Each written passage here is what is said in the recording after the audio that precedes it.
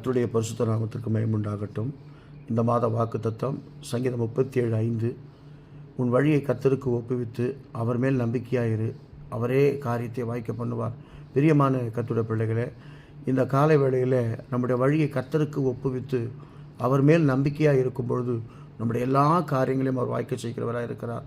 யோபு சொல்லுகிறார், நான் போகும் வழியை அவர் அறிந்திருக்கிறார், என்னை சோதித்த பின்பு நான் பொன்னாய் விளங்குவேன் என்று சொல்லி, உன்னுடைய வழி கர்த்தருக்கு பிரியமாக இருந்தால் அவன் சத்துருக்களும் அவனோடு சமாதானமாகும்படி கர்த்தர் செய்வார். உன் வழிகளெல்லாம் அவர் நினைத்துக்கொள், அவர் உன் பாதைகளை செவைப்படுத்துவார் என்று சொல்லி வேதம் சொல்லுகிறது. ஆம் பிரியமான தேவ பிள்ளையே, கர்த்தருடைய வழியிலே நாம் நடப்போம்.